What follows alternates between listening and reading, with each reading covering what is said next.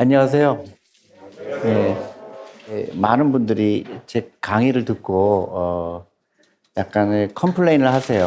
시간이 좀 낭비한 것 같다. 그 종목을 몇 개 찍어줄 줄 알았는데 그 실망했다. 그런 얘기 많이 들렸고요. 또 한 가지는 당시 펀드에 투자했는데 수익률이 좀 요새 안 좋더라. 그래서 그런 그 아주 그 짧은 기간에 대한 어떤 컴플레인 그런 것들이 많이 들립니다. 그래서 제가 너무너무 안타까운 게 왜 그 노후 준비를 저렇게 못할까? 또 한 가지는 주식이라는 걸 너무나 잘못 이해하고 있구나. 그런 생각에서 그렇게 강의를 했는데요. 결과적으로는 제가 실망적인 게 다 고개는 끄덕끄덕 하면서 액션은 없는 거예요. 왜냐면 너무나 잘못된 생각이 뿌리 박혀 있기 때문에 그거를 고치는 게 너무 힘든 겁니다. 제가 정말 말씀드리고 싶은 거는 왜 주식을 해야 되는지, 왜 노후 준비하고 주식하고 무슨 관계가 있지? 아니면 왜 주식이라는 건 뭔데 꼭 해야 되지? 그런 보다 근본적인 거를 여러분들한테 말씀드리고 싶고요.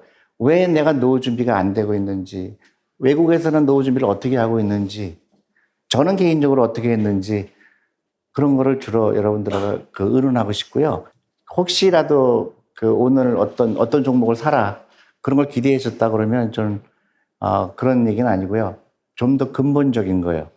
그러니까 저는 개인적으로 주식은 무조건 해야 된다고 생각하는 사람입니다. 특히 월급쟁이들은 주식을 통하지 않고 노후 준비하는 거는 저는 불가능하다고 생각을 해요. 어렸을 때부터 일찍 하는 게 중요하다. 여러분들 자녀분들 어떻게 노후 준비를 하고 있는가.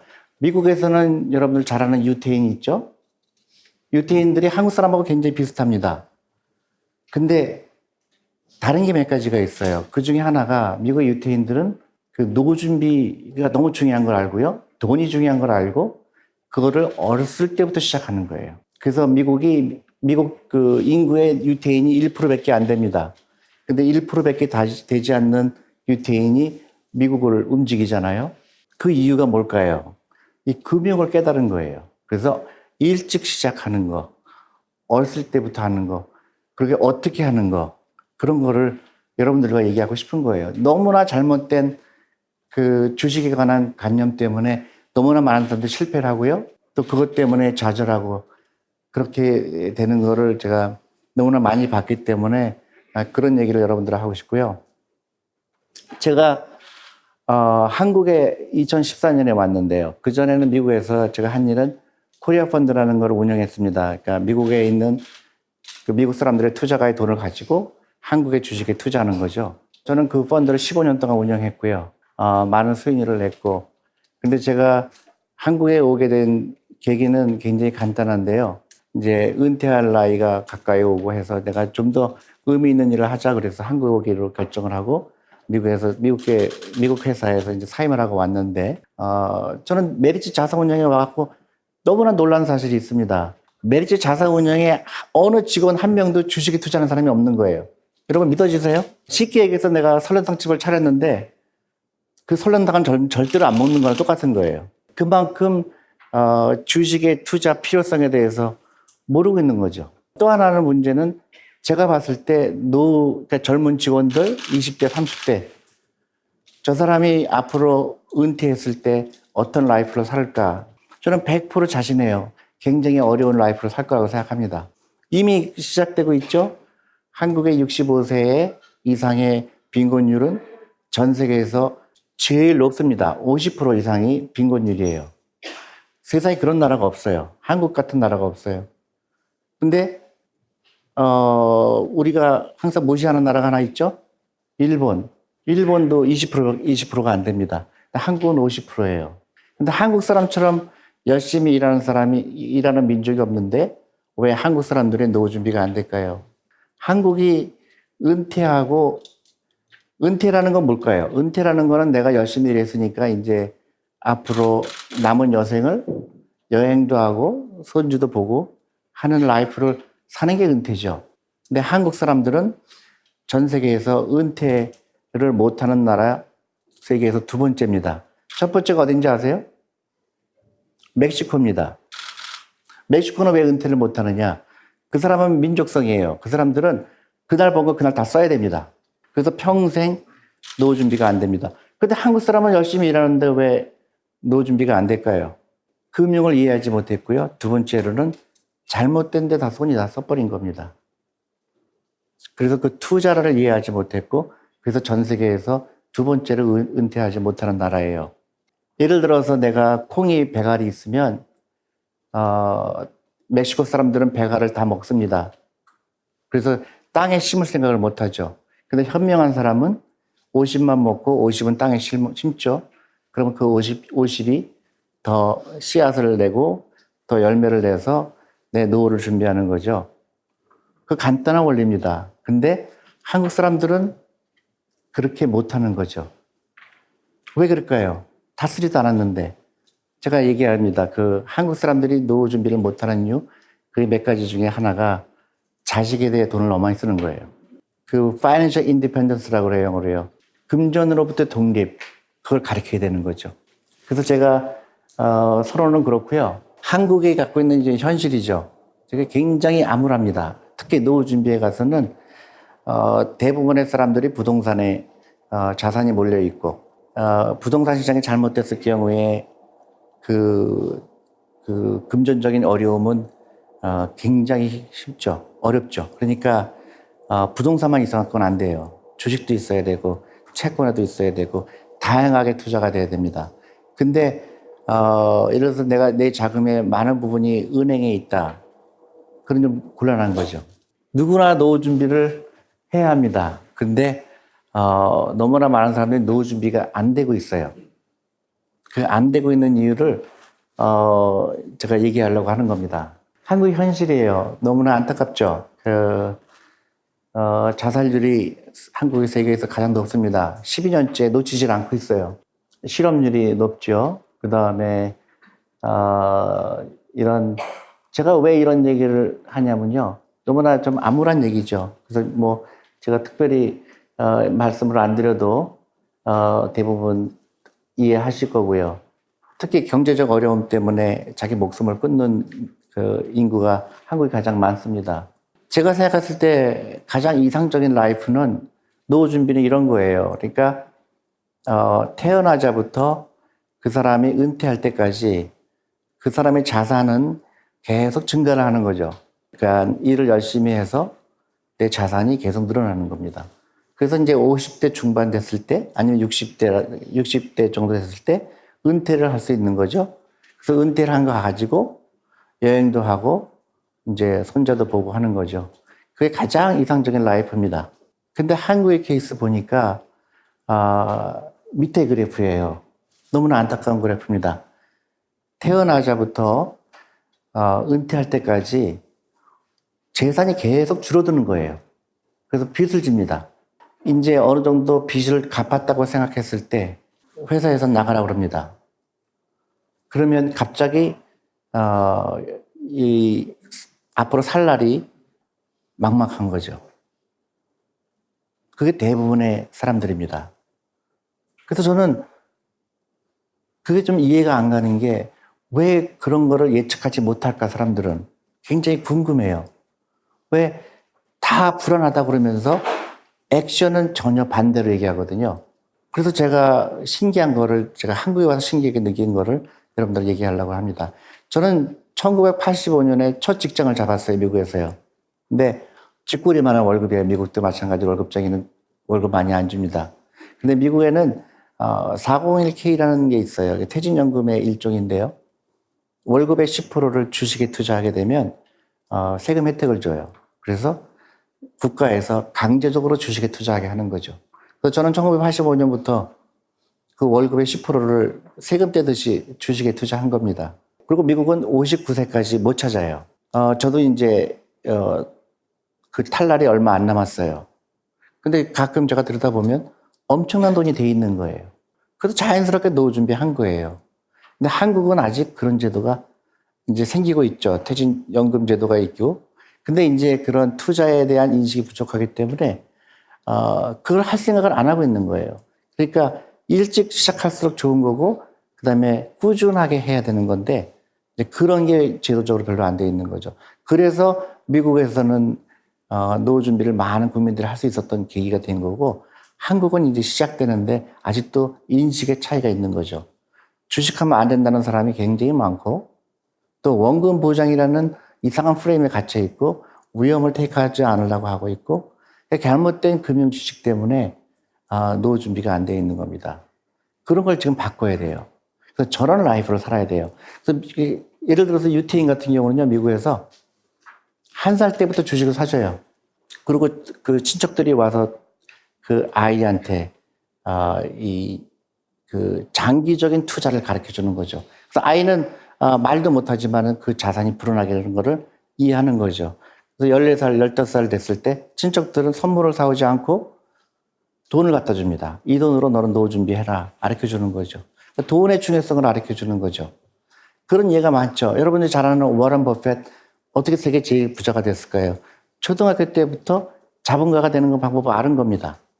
그래서 남들은 돈 쓸 때 이 사람은 돈을 버는 거를 아는 거죠. 그래서 친구들이 사탕 사 먹을 때 이 사람 뭐 했습니까? 반에다가 사탕 나오는 기계를 설치한 거예요. 그래서 아이들이 돈 좀 쓸 때 그 동전이 자기 주머니로 온다는 사실을 아는 거죠. 기가 막힌 거죠. 그래서 이 사람은 주식이라는 걸 알게 됐고, 그래서 주식으로 전 세계에서 가장 큰 부자가 된 거죠. 주식이라는 거는 뭐냐면요, 굉장히 간단한 겁니다. 자본주의에서 내가 노동력 갖고는 불가능하다는 걸 아는 거죠. 여러분들 아무리 월급쟁이가 돈을 모아도 노후 준비는 절대 못 합니다. 자본주의 원리예요. 근데 노후 준비 가끔 하는 사람들은 누굴까요? 자영업 하는 사람들입니다. 자기가 번 거 자기가 가져갈 수 있는 사람. 월급만 주면 다 자기 거잖아요. 근데 월급쟁이는 그 회사의 주인은 얼마큼 돈을 줍니까? 회사 그만두지 않을 정도만 돈을 주죠. 그러니까 내가 회사가 아무리 돈을 많이 벌어도 월급은 절대로 안 올려줍니다. 2%, 3% 올려주죠. 근데 주식이라는 거는 내가 주인이 되는 거죠. 근데 주식은 위험하죠, 단기적으로는. 그래서 일찍 시작해야 되고 꾸준하게 시작해야 되는 겁니다. 그래서 그 돈이 나중에 10년, 20년, 30년 후에 큰 돈이 되는 거죠. 제가 91년부터 코리아 펀드를 담당했는데요. 그 당시 뭐 잘 아시겠지만 삼성전자 제가 10,000원 주고 샀죠. 그래서 오랫동안 기다렸더니 그게 200만 원 되고 하는 겁니다. 삼성화재 마찬가지고 SK텔레콤 마찬가지입니다. 앞으로도 그런 주식은 많이 나올 거예요. 그런 주식을 찾는 게 많은 사람들도 그럽니다. 그러면 옛날엔 돈 벌어서 모르지만 앞으로 그런 회사는 없지 않겠느냐. 천만에 그렇지 않아요. 다만 옛날 같은 회사가 아니라 다른 종류의 회사들이 나오는 거죠. 그게 헬스케어가 될 수도 있고요.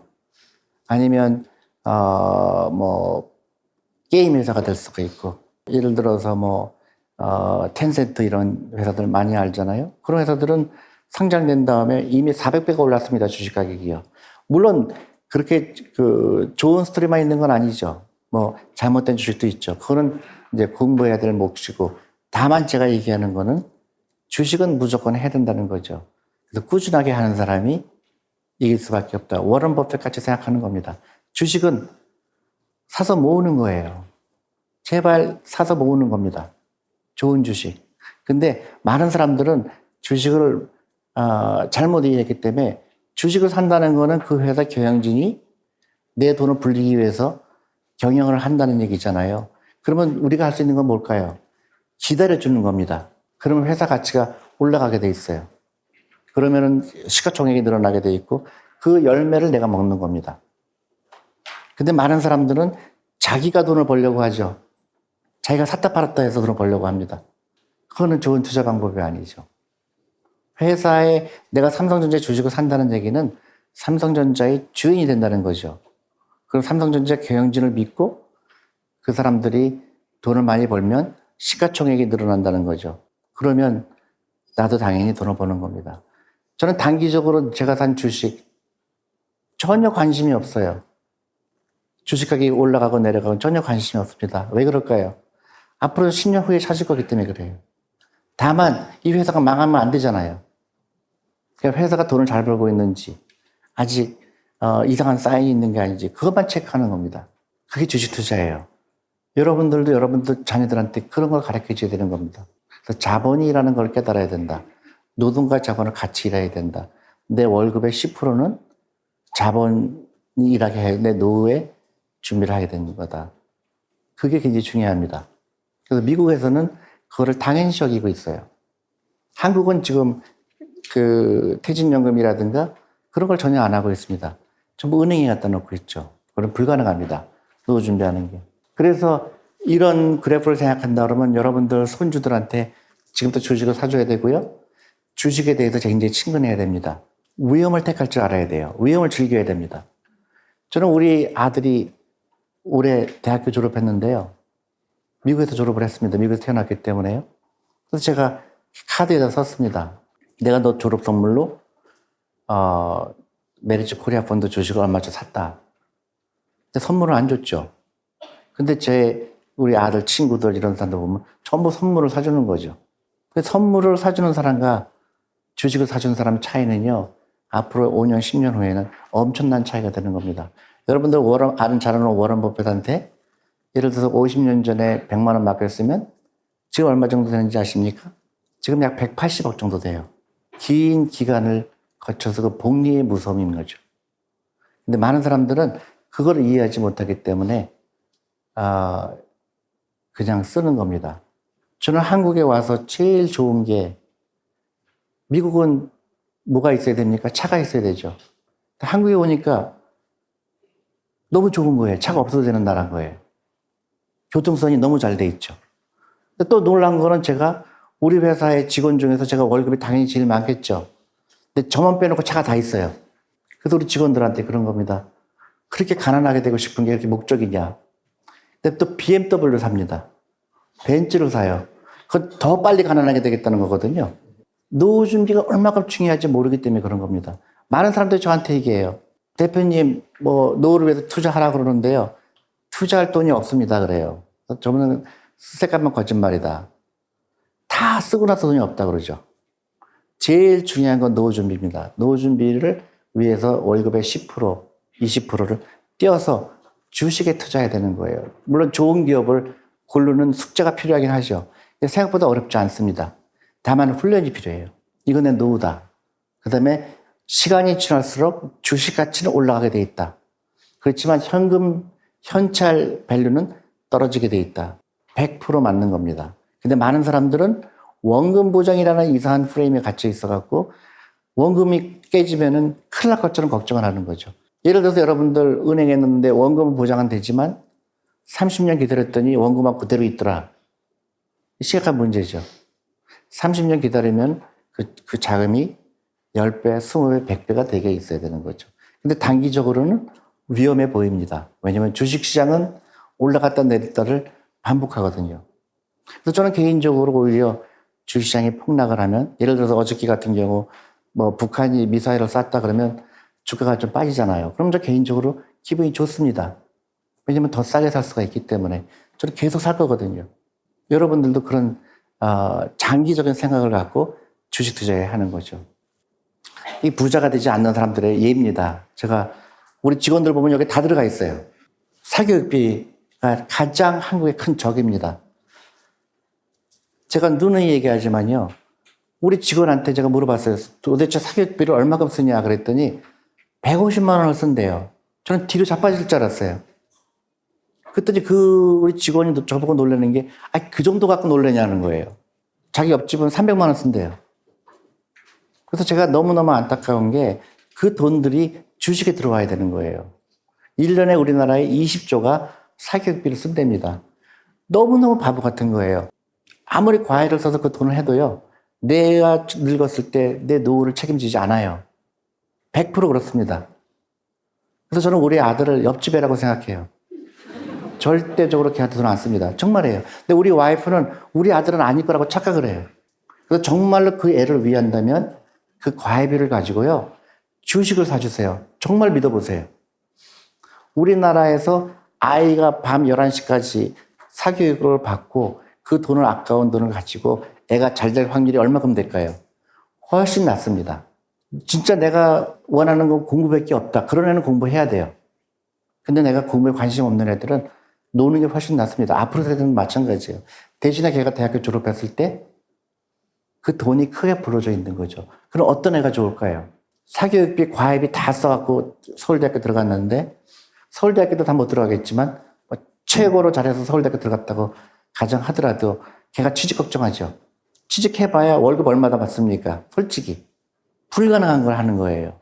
근데 대한민국은 전부 거기에 몰려 있어요. 수능 시험에 몰려 있죠. 대한민국밖에 없어요. 수능 시험 1등 했다고 신문에 막 대서특필 하는 데는 한국밖에 없어요. 미국에서 SAT 만점 맞았다고 해서 걔에 대해서 야, 걔 성공하겠구나 생각하는 사람 단 한 명도 없습니다. 미국에서 SAT 만점 받은 애 많아요. 교포들도요. 근데 신문에 안 납니다. 어디만 날까요? 교포 신문에 나요. 가장 멍청한 짓이죠. 저는 절대로 안 뽑습니다. 수능 시험 1등 안에는. 왜 안 뽑을까요? 얼마나 할 일이 없었으면 쟤는 공부만 했을까? 이 좋은 세상에 이 창의적인 생각을 하고 창업도 그래야 될 때 얘는 공부만 한 거예요. 굉장히 슬픈 사실이에요. 근데 한국은 수능 시험에 몰두하는 거죠. 그거를 생각을 바꿔야 됩니다. 제가 한국에 와서 부르짖는 게 그거예요. 지금 한국의 노인네들의 노후 준비가 안 돼 있는 거는 잘못된 쓰고 있는 거예요. 가장 큰 게 사교육비입니다. 이거를 깨지 않으면요, 대한민국의 미래가 없어요. 대부분의 부모님들이 자식을 공무원대라고 가르치잖아요. 제가 공무원 그렇게 폄하하려고 하는 뜻은 아닙니다. 그렇지만 공무원이요, 여러분들 아시겠지만은 공무원이 왜 되고 싶어요, 아들이? 그러면 대부분 대답이 그거예요. 안정적이잖아요. 왜 안정적이라고 생각하죠? 안정적으로 가난해요. 그리고 왜 안정적이라고 그러죠? 100대 1이잖아요. 200대 1이잖아요. 근데 창업해서 망할 확률은 50%래요. 그럼 50%가 나요? 1%가 나요? 생각에 근본적인 차이가 있는 거죠. 미국의 대학생들한테 물어보면 다 창업하겠다고 합니다. 왜 그럴까요? 부자 되고 싶어서. 부자의 원리를 아는 거죠. 자본주의 원리를 아는 거죠. 한국은 무슨 원리예요? 수능시험 원리예요. 수능시험 잘 보면 부자 되겠지. 그건 거짓말이죠. 저는 연대 경제학과 중퇴를 했는데요. 대학교 가서 강의를 했는데 학생들이 그래요, 저한테. 우리 대학 교수님이 주식 같은 거 절대로 하지 말라고 그러던데요. 경제학과 교수가 주식하지 말라는 나라가 대한민국밖에 없습니다. 그래서 제가 대답은 뭔지 아세요? 그 교수님이 엄청나게 가난할 거다. 맞대. 그거예요. 가난하게 되는 교육을 하고 있는 거예요. 우리 아이가 공부 못하는 거는 전혀 문제가 안 됩니다. 부자 되는 거. 여러분들 부자 되고 싶어서 오신 거 아니에요? 솔직히 가정 부모님들도 자기 자식 공부 잘하는 거는 뭐예요? 부자 되게 하려고 그러는 거 아니에요? 속으로는 다 부자 되고 싶으면서도 돈 얘기 안 합니다. 문화적인 차이예요. 저는 한국에 와서 사람들이 왜 이렇게 가난하게 싶어 노력을 할까? 다 보입니다. 일단은 비싼 차 사는 사람들 보면 가난하게 될 확률이 굉장히 커요. 그래서 제가 우리 직원들한테 부르짖고 있어요. 제발 차를 팔아라. 당신이 쓰는 차가 얼마 들어가는지 아냐. 한 70만 원 들어갑니다. 그걸 주식으로 바꿔라. 그리고 과외비 끊고 그걸로 주식으로 바꾸고 A 이름으로 주식 사주고. 그리고 또 뭐 있어요. 회식 같은 거 하지 마라. 그리고 맥주 같은 거 먹을 때 맥주 먹지 말고 맥주 만드는 회사 주식을 사라. 그리고 혹시 맥주 먹더라도 집에 일찍 가라. 딴 사람 돈 내게. 그런 얘기를 하는 거 아니에요. 그게 노후 준비하는 겁니다. 그게 훈련하는 거예요. 저는 차가 없어요. 지금도요. 여기까지 자전거 타고 왔습니다. 너무 좋은 거예요. 근데 우리 직원들이 그래요. 채통이 없대요. 그게 잘못된 생각이죠. 부자 되는데 자기가 부자처럼 보이려고 가난해지는 거예요. 한국 사람들은. 부자처럼 보이려고 차를 비싼 차를 삽니다. 그게 한국의 많은 문제를 낚이는 거죠. 옆에 애가 1등 하면은 우리 애는 열등인 것처럼, 옆에는 1등 하는데 우리 애가 만약에 20등 하면 우리 아들 큰다는 것처럼 공부 못하는 건 전혀 문제가 안 됩니다. 수능시험 잘 보면은 걔가 문제가 있는 거예요. 그래서 외제차 이렇게 다 남을 위해 일하는 사람들 전부 취직하려고 난리예요. 왜 취직하려고 그럽니까?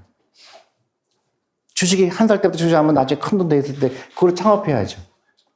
중국은 한국과 틀려요. 중국은 대학교 졸업한 사람의 50%가 창업하겠다고 합니다. 그래서 제가 걱정이 되는 거예요. 중국은 엄청나게 발전할 텐데 한국은 엄마들이 공무원 하라고 그러니까 큰일 났다. 근본적인 생각이 틀린 거예요. 돈에 대한 생각이 틀린 거예요. 돈이 제일 중요한 겁니다. 돈이. 우리 와이프의 친구들이, 한국에 있는 친구들이 저를 굉장히 이상하게 봐요. 네 남편은 맨날 돈밖에 모르냐? 그런 게 아니에요. 너무나 노후가 중요한 겁니다. 그래서 제가 우리 와이프 친구들한테 가서 전해라. 당신들 남편은 노후 준비 돼 있냐? 다 안 돼 있대요. 그러면 얼마나 슬픕니까? 우리 아들한테 과외비를 쓰니까 왜 과외비를 그렇게 씁니까? 그랬더니 우리 애가 기가 안 죽게 하기 위해서 그랬대요. 근데요, 아이들은 좀 기가 죽어야 돼요. 그래서 들까 불어요. 근데 여러분들 나이가 먹어서 돈이 없으면 그 비참함은 어떤지 아세요? 그때는 진짜 기가 죽는 겁니다. 우리 애가 15살에는 돈이 없어서 기가 죽는 거, 공부 못해서 기 죽는 거 너무나 하면 괜찮은 거예요. 애들은 좀 기가 죽어야 돼요. 그래야 인생을 압니다. 근데 거꾸로 생각하는 거예요. 애들은 정말로 걔가 늙었을 때 돈이 없으면 기가 죽어요. 여러분들 와갖고 정말 심각하게 생각해야 되는 거예요. 내가 60세 됐을 때, 내가 70대 됐을 때 노후 준비가 돼 있을까? 심각하게 생각해야 되는 거예요. 정말 심각하게 생각해야 됩니다. 근데 내가 우리 회사 직원들은요, 제가 4년 동안 훈련을 시켰어요. 보너스도 안 줬습니다. 보너스 주면은 그 돈으로 차 살 걸 내가 알기 때문에 돈을 안 주고 그냥 숫자로만 있다고 가르쳐 주는 거예요. 그 다음에 펀드를 사줬어요. 그리고 못 찾게 합니다. 근데 처음에는 막 뭐라고 막 그랬어요. 근데 지금은 자기 예금이 노후 자금이 늘어나는 걸 이제 처음으로 깨달은 거죠. 여러분들 한국의 월급쟁이들한테 물어보세요. 작년에 당신 자산과 올해 말에 자산이 늘어났니? 줄어들었니? 빚이 늘었대요. 심각한 문제가 있는 거죠. 그죠? 그럼 그 사람은 내년에도 빚이 늘 가능성이 큰 겁니다. 그죠? 월급은 뻔하잖아요. 그러면 그 사람은 잘못된 라이프를 살고 있는 거예요. 그러니까 제일 먼저 해야 될 것은 pay you first라는 거예요. 미국 사람들 쓰는 말입니다. 당신부터 페이해라. 제일 중요한 겁니다. 월급이 생기면 10%는 내 노후 자금이다. 그래서 그거를 노후 자금을 일하게 해라. 그래서 주식을 사주는 겁니다. 주식 투자하는 이유는 간단해요. 딴 것도 아닙니다. 노후 준비를 위해서 하는 거예요. 노후 준비. 6개월 있다가 돈 벌기 위해서, 내 전세집 자금 가지고 6개월 동안 돈 굴리기 위해서, 그거 다 망하는 길이에요. 주식은 노후 준비를 위해서 투자하는 거고, 여유 자금으로 해야 되고, 오랫동안 해야 되는 거죠. 그런 철학이 필요한 겁니다.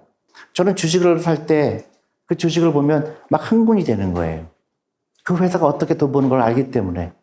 주식이라는 거는 그 회사 일부분을 갖고 있는 거죠. 흥분되는 거죠. 워런 버핏이 뭐라고 그랬습니까? 질렛이라는 회사의 주식을 샀을 때 이 사람은 아침마다 면도할 때 기분이 너무 좋은 거예요. 왜 좋을까요? 전 세계 인구의 반이 남자잖아요. 수염이 저절로 자랍니다. 깎아야 돼요. 그러면 자기 면도기 쓸 수밖에 없습니다. 얼마나 좋아요. 내가 맥주 먹으러 갔을 때 내가 오비 맥주 갖고 있다 그러면 주식을 친구들한테 빨리 저것만 먹으라고 그러죠. 그런 겁니다. 기분이 좋은 거예요. 내가 그 회사의 주인이기 때문에. 게임. 우리 아들이 게임을 너무 좋아한다. 그럼 야, 그 게임 어디서 만들었니? 그 게임을 만드는 회사의 주식을 사는 거죠. 우리 애가 졸업했을 때 우리 애한테 내가 주식을 사줬잖아요. 그게 가장 좋은 선물인 거예요. 여러분들 자녀들이 졸업할 때 그 아이한테 주식을 사주는 겁니다. 유태인들이 그렇게 해요. 그래서 장난감 가게 토이저러스 같은 데 보면 장난감도 팔지만 그 장난감 만드는 회사에 주식도 팝니다. 어렸을 때부터 그런 자본주의를 가르쳐 주는 거죠. 근데 너무나 안타깝게도 미국에 가면 초등학교, 중학교, 고등학교 다 주식 투자 클럽들이 있어요. 캠프도 있고. 근데 한국에 와서 제가 4년 동안 내가 뭘 노력했는지 아십니까?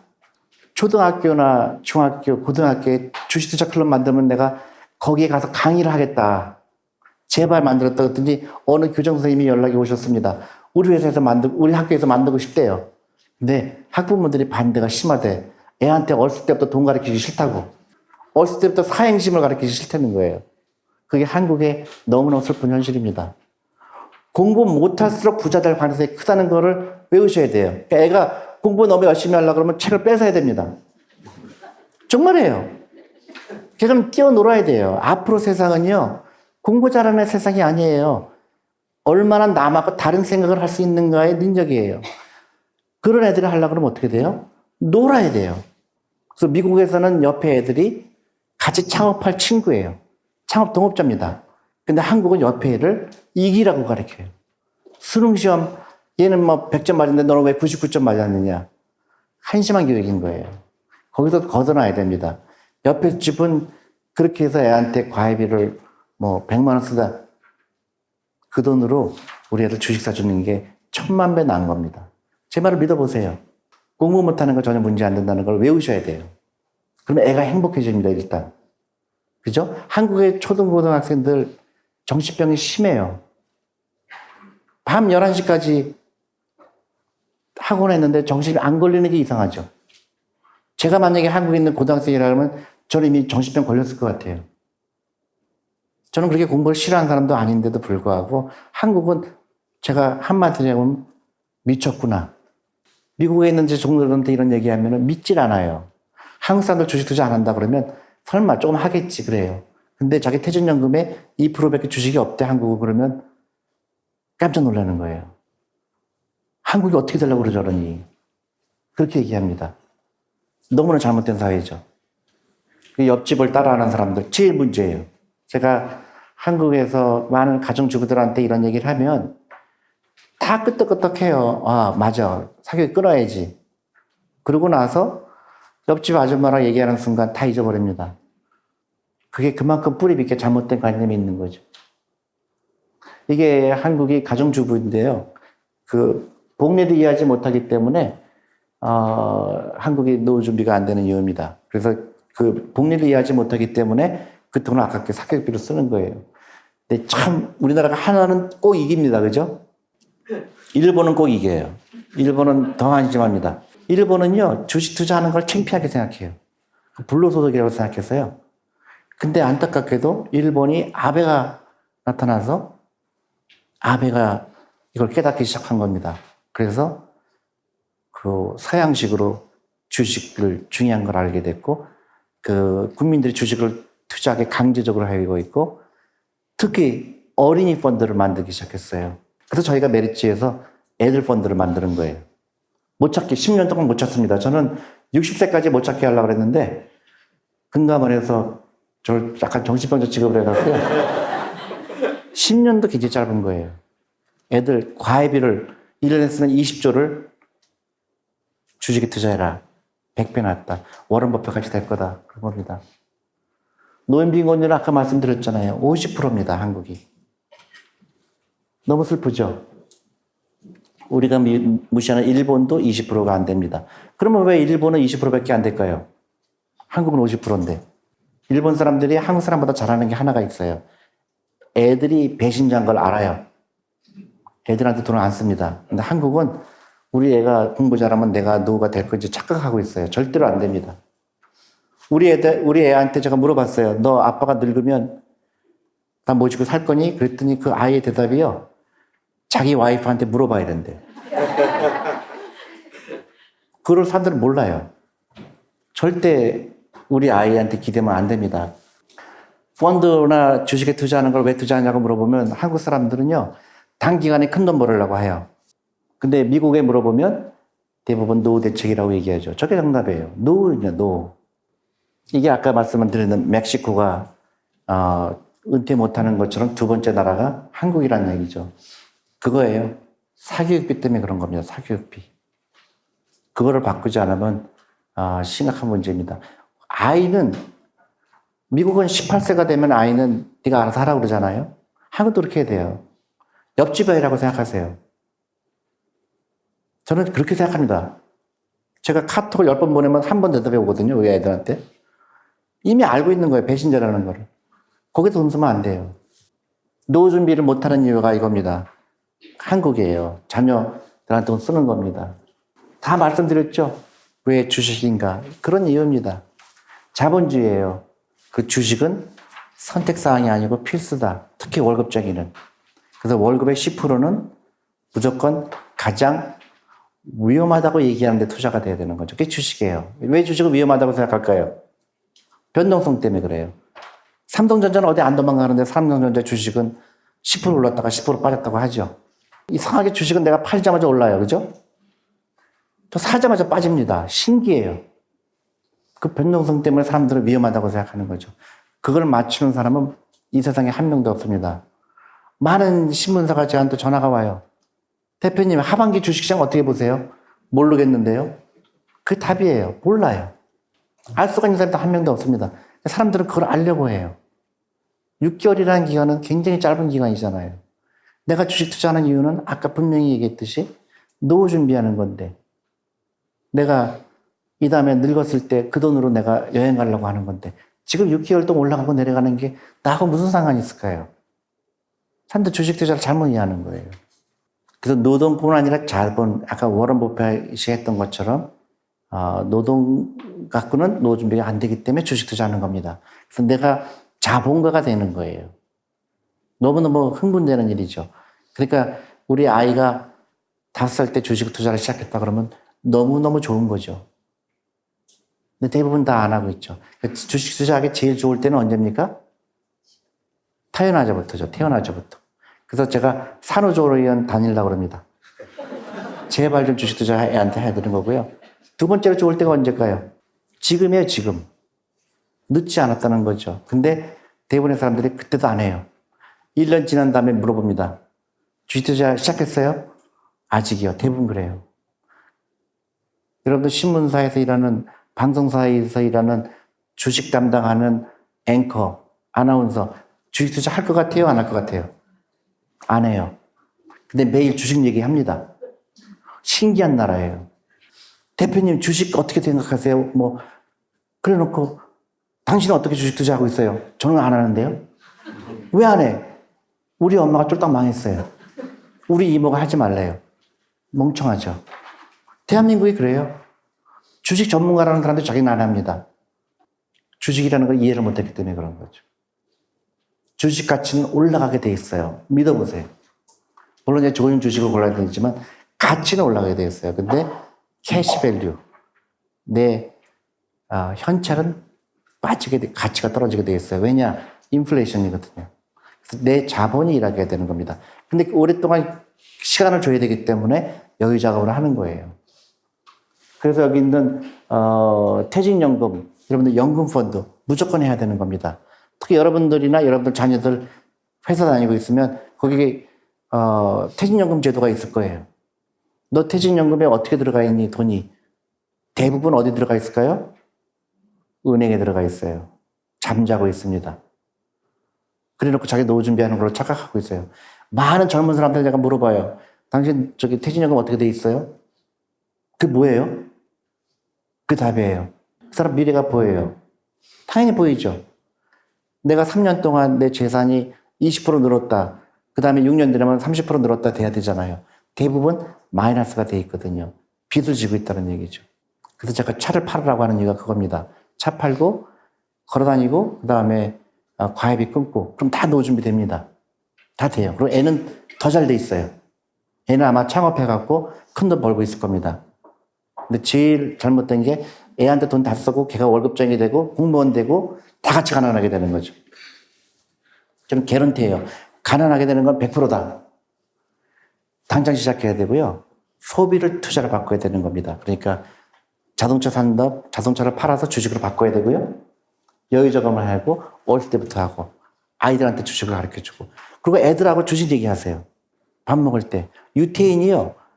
유태인이 하나 잘하는 게 있어요. 유태인은 아이들한테 저녁을 같이 먹습니다. 저녁을 같이 먹으면서 너 학교에서는 뭐 배웠니? 선생님한테 무슨 질문했니? 그 얘기를 해요. 한국은 그걸 안 해요. 학원에 보냅니다. 걔 경쟁력은 전혀 상관이 없는 겁니다. 아이들하고 저녁을 같이 먹어야 돼요. 그래서 저는 우리 회사 여직원들 다 집에 보냅니다. 저녁을 같이 먹으라고. 근데도 말을 안 들어요. 애들을 학원에 보내요. 너무너무 잘못된 게 그렇게 애들하고 먹으라고 보냈는데도 학원에 보내요, 애들을. 이게 1살 때부터 시작한 사람, 10살 때부터 시작한 사람의 차이예요. 그래서 50만 원씩 넣었을 경우에 7%를 가져가면 걔가 30살 됐을 때 7억이 됩니다. 근데 이거는 50만 원만 그런 거고요. 차 판던, 그 다음에 맥주 먹으러 갈 때 친구가 내기한 사람, 자기가 낸 사람의 차이는 계속 커지는 거거든요. 월급이나 수급의 10%는 무조건 하고요. 과습이 없애고 사교육비 특히 해야 됩니다. 제가 뭐 버크셔 하드웨이 아까 얘기했죠. 이게 워런 버핏입니다. 워런 버핏인데 잘 보세요. 처음에 한 10년 굉장히 안 움직이죠. 대부분 여기서 포기를 해요. 그냥 갖고 있으면 나중에 큰 돈이 되는 거예요. 삼성전자도 지금 200만 원 하죠. 제가 91년부터 삼성전자를 시작했는데 10년 동안 안 움직였어요. 뭐 15,000원 갔다가 10,000원 갔다가 또 IMF 갔다 와갖고 또 한번 폭락하고 또 20,000원 갔다가 30,000원 갔다가 또 15,000원 가고 그게 올라갔다 내려갔다 하다가 결국은 200만 원 되는 겁니다. 좋은 주식은 그렇게 되는 거예요. 어떤 것도 금방 올라가는 것도 있지만 시간을 줘야 된다는 얘기예요. 시간이요.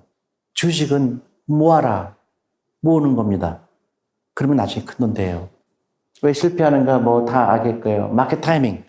여러분들 증권 주식 사면은 증권에서 직원이 연락 오죠. 손님 20% 먹었으니까 빨리 파세요 그러죠. 그건 주식 투자가 아니고요. 그건 갬블이에요. 그럼 20% 손해보면 뭐예요? 손절매라는 거 하나 그러죠. 그럼 언제 벌어요? 떨어져도 팔고 올라가도 팔고 그럼 언제 법니까? 엉터리죠, 엉터리. 주식 투자는 절대 주식 텔레비전 보는 거 아닙니다. 그래프 하는 사람들 다 가난해요. 그 사람들. 그 주식 투자할 때 해야 될 일은 그 회사의 사업 보고서를 읽는 거예요. 내가 A라는 회사의 주식을 샀으면 그 회사 사업 보고서를 봐서 그 회사가 매출이 늘어나고 있는지 줄어들고 있는지 요새 사드 때문에 어떻게 매출이 줄어들고 있는지 사드 문제가 풀리면 잘 될 것인지 그게 중요한 거죠. 내가 주식 가격이 20% 올랐고 떨어졌거나 나하고는 상관이 없다. 내가 10년 있다 찾을 건데 20년 있다 찾을 건데 대부분의 사람들이 한 99%가 그럴 겁니다. 30% 벌어도 팔면 자기가 천재인지 착각을 해요. 근데 나중에 보니까 30배 올랐어. 기다리는 사람과 잘못 생각하는 사람과의 차이입니다. 제가 운영한 코리아 펀드입니다. 파란색이 제 펀드의 순위이에요. 중간중간에 참 놀래키기도 하죠. 잠 못 자게 합니다. 근데 결국은 올라가죠. 주식이 그런 거예요. 물론 좋은 주식 고르려고 하는 노력이 필요하죠. 제가 우리 펀드도 마찬가지고 너무나 이 기자들이 괴롭혀요, 저를. 뭐 코리아 펀드가 어떻게 됐다. 메리츠 코리아 펀드가 뭐 마이너스 뭐 얼마 났다. 너무너무 괴롭히는 거예요. 그렇게 그 기자를 만나면 제가 물어봅니다. 당신 주식 투자 하세요? 안 해요. 본인은 안 합니다. 너무나 잘못된 주식 경험이 있는 거예요. 5년, 10년 기다려야 되는 거예요. 저희는 주식을 사고 팔고 안 합니다. 거의. 1년에 20%밖에 안 팔아요. 어떤 때 10%밖에 안 팝니다. 그 회사를 모아야 되는 거거든요. 근데 그 회사가 잘 되고 있는데 팔을 이유가 없는 거예요. 근데 주가는 패션이 있어요. 어떤 때는 이런 주식만 올라갑니다. 작년 같은 경우에는 시가총액이 큰 것만 올라간 것 뿐이에요. 그럼 우리가 갖고 있는 회사가 어려웠냐? 경영이 어려웠냐? 그렇지 않아요. 돈 잘 벌고 있어요. 그게 중요한 겁니다. 그 펀더멘털이라고 그러죠, 그거를.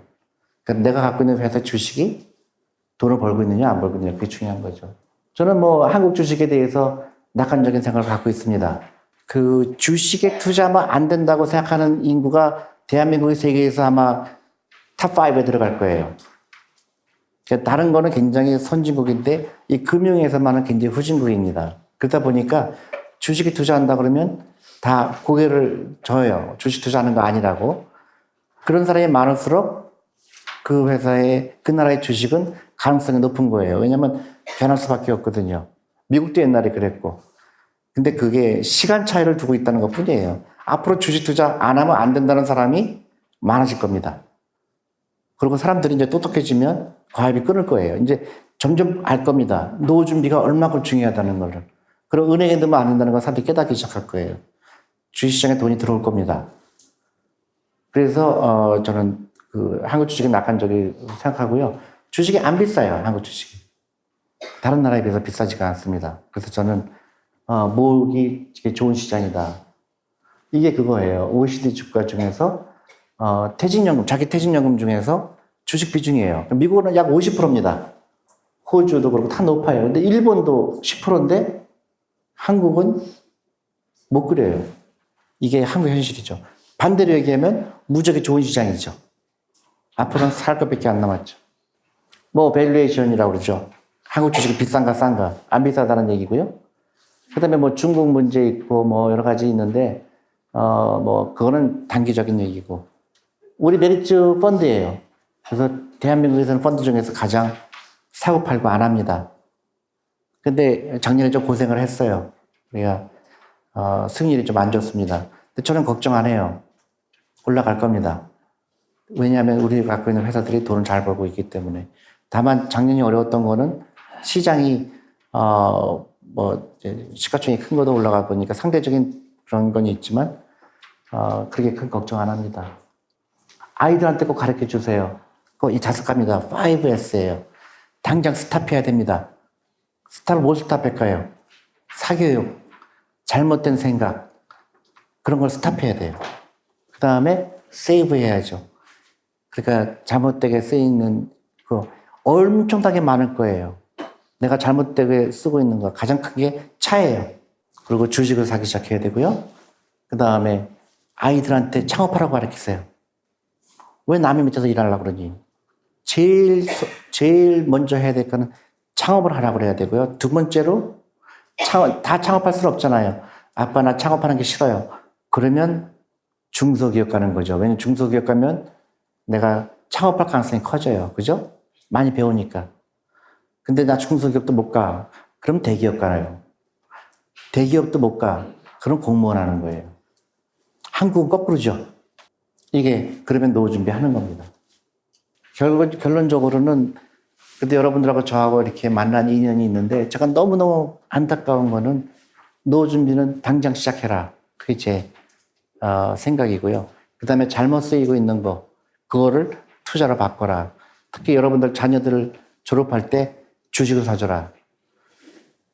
그 백 같은 거 사주는 거 아니다. 그런 겁니다.